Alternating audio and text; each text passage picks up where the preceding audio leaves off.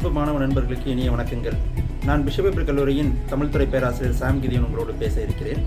இன்று திருவள்ளுவருடைய கல்வி கோட்பாடு பற்றியதான சிந்தனைகளை உங்களோடு அவர் எழுதிய பொருளதிகாரத்தினுடைய பகுதியாக உள்ள கல்வி என்கின்ற ஒரு பகுதியிலிருந்து பேச விருப்பப்படுகிறேன்.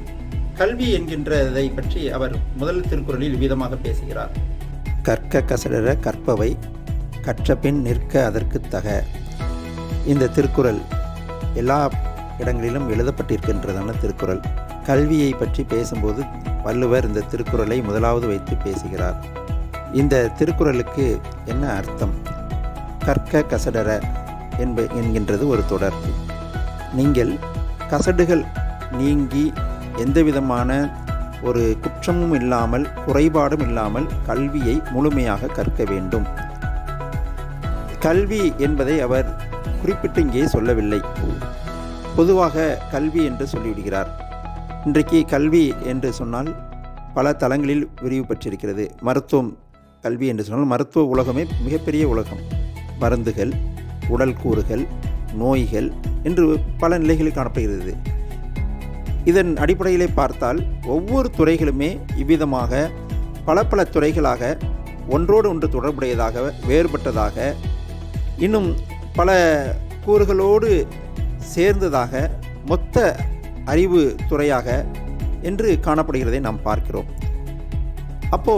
அவர் அடுத்த தொடராக அவர் சொல்கிறார், கற்க கசடர என்பதற்கு பிறகு கற்பவை என்கின்ற ஒரு சொல்லை பயன்படுத்துகிறார். எதை கற்க வேண்டும் என்று நாம் கேள்வி எழுப்பினால் கற்பவைகளை என்று அவர் பதில் சொல்கிறார். கற்பவை எவை என்பதற்கு அவர் விளக்கம் சொல்லவில்லை. அடுத்து நீங்கள் கற்பவற்றை எப்படி கற்க வேண்டும் என்று அவர் ஒரு வழிகாட்டுதலை இங்கே முன்வைக்கிறார். கற்க கசடர கற்பவை கற்றபின் நிற்க அதற்கு தக என்று அந்த திருக்குறள் முடிவடைகிறது. கற்றபின் நிற்க அதற்கு தக என்று சொன்னால் நீங்கள் படிப்பது பெரிய விஷயம் அல்ல. படித்ததற்கு பிறகு படித்ததனுடைய காரியங்களின் வழி நீங்கள் ஊன்றி நிற்க வேண்டும். அதன் அறிவில் சந்தேகப்படாமல் தெளிவோடு இருக்க வேண்டும். அதற்கு தக்க நீங்கள் நடந்து கொள்ள வேண்டும் என்பதை அவர் வலியுறுத்துகிறார். இதுவரை கல்வி பற்றியதான முதல் திருக்குறளினுடைய விளக்கம் என்ன என்பதை பார்த்தோம்.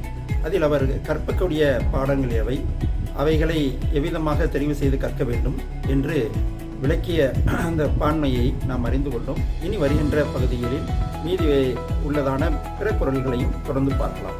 நன்றி.